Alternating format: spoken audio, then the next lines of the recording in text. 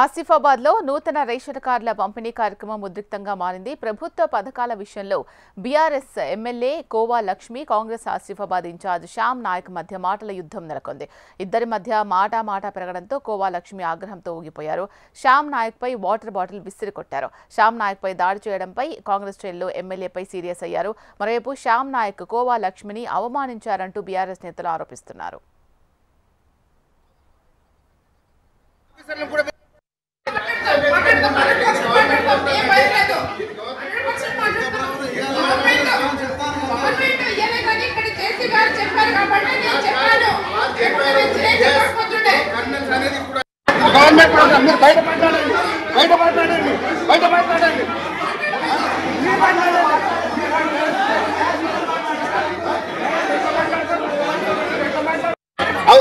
ఆఫీసర్ని ఎట్లా బెదిరిస్తారు మీరు?